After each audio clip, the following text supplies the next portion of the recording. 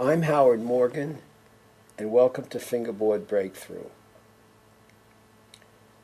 You know that sense of frustration and helplessness that happens when, as you're playing, the fingerboard seems to dissolve into an elusive maze of strings and frets. We've all had that feeling. Well, just what is it that makes viewing musical relationships on the guitar so difficult? Well, actually, there are a number of factors that are responsible, and at least two of them can be traced right back to when we first learned the guitar. For example, when you first see a chord symbol, it usually represents to you a finger grip that's isolated, unrelated to the chords around it. And you strum and strum and strum away till you come to the next finger grip, hoping it's far away. I remember when I started playing, trying to find music that was was as free of chord symbols as possible. I'm sure you did too. Well, as you go along, you learn more symbols, you learn more shapes, and sometimes you can even judge your progress by how many chord forms you know, or how difficult they are to play, or how stretchy. But later on, when dealing with more harmonically complex, sophisticated material, thinking in terms of isolated shapes can lessen the effectiveness, the musicality, and even the creativity of your choices when trying to make an accompaniment or a chord melody or whatever. Because the fact is that that chords in the progression, as represented by these symbols, are not isolated. Quite the contrary. They're very much interrelated. Chords flow one into the other. Thinking in terms of isolated forms can definitely disrupt that flow. And that's what I'm going to demonstrate to you. Let's take a look at chord symbols, at a chord, the function of a chord. Let's say you have a bass, tenor, alto, soprano. They're singing in a choir. And what if they're singing lines? They're singing musical lines, which is horizontal movement. Okay, they're singing along. You say, hold your note. Everyone holds the note, and that's the chord. Now, this chord is comprised of these tones, which one moment ago were here. We call these tones voices. And this is called voice leading, which is the study of how the tones move from one chord to another. And we're going to be getting into a lot of that in part 2. Here are the tones. They evolve to this point. They are revolving here. So the chord symbol is like frozen motion. A good analogy of that would be a snapshot. The problem is, snapshot can't give you the whole story, can't tell the whole story. It can only give you one very small area of it.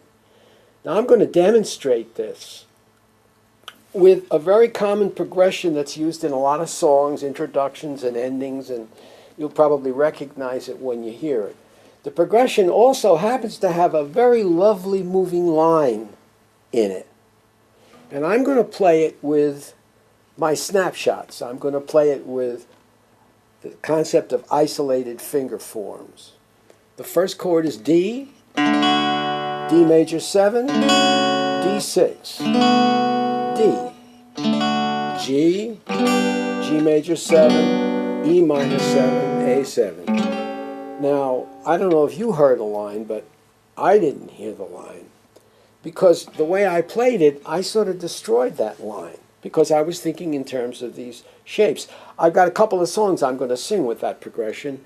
You take the high road and I'll take the low road. There's another one, oh Danny boy, the pipes are calling from glen to glen.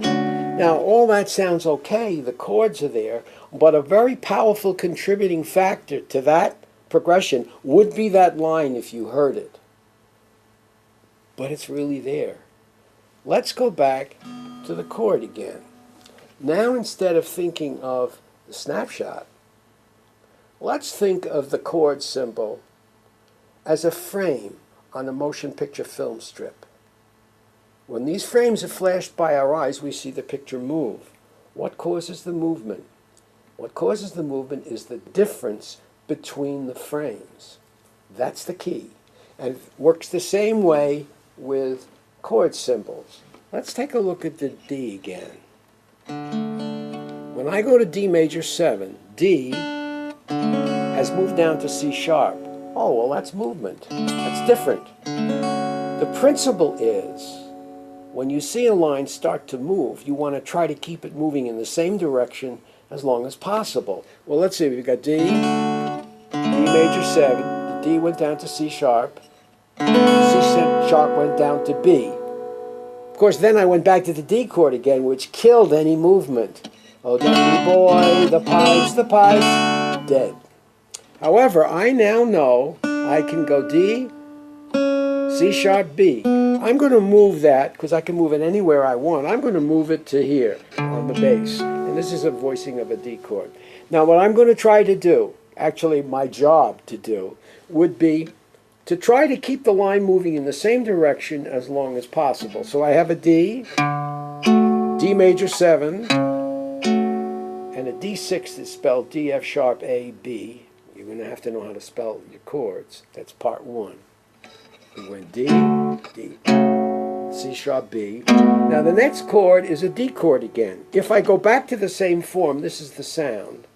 You take the high road, dead. Oh, Danny boy, the pipes, dead. Now, I'm going to go to a D chord that allows this line to keep moving. D is spelled D, F sharp, A. So there's an A here. So I form a D chord with an A in the bass. Next chord's G. Well, you know that A could move down to G. G major 7 has an F sharp in it. And there's my E. So I have, oh Danny boy, the pipes are calling from glen to glen. Or you take the high road and I'll take the low road. Or da-dee-da-dum, da-da-da-dee-da. To quote a famous folk singer. I could do it in a folk approach because I could take these lines anywhere. Dee-dee-dum-da-da-da. There's all kinds of ways of doing it.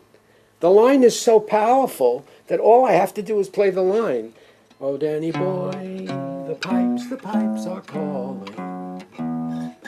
You take the high road and I'll take the... That means more than, which means not a lot. I could even take just the melody and the bass line and make a little simple solo.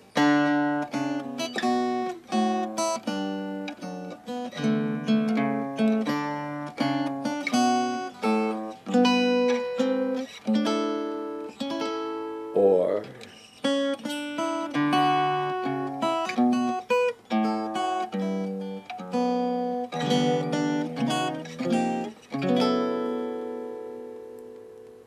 now in part two, we're going to get into a lot of detail about that. You're going to learn how to access moving lines by interpreting chord symbols, and then you're going to apply them to a wide variety of material. But to prepare for that, you'll notice I had to know all of these voicings, and you will too. Part one is going to prepare you for this. You're going to need to know chord construction, triad construction. You're going to have to memorize your triads, chord formulas, how to construct chords when you don't even know what they are, and you will be able to do that. Voice leading. There's all kinds of preparatory material that you're going to need, which we're going to deal with in part one to make this possible. And it is indeed possible. It's the thought process that's the most important thing. Now in lesson two, we're going to take a very close look at why chord shapes appear the way they do on the fingerboard. This subject is usually just taken for granted, but it happens to be the second major impediment to clear thinking that we all come across from the moment we pick up a guitar. Remember, I said there were two basic obstacles. One is the idea of the isolated chord symbol, which was a misconception about what those chord symbols really mean. And the other is this problem, which is the built-in obstacle of the guitar's irregular, unequal tuning system.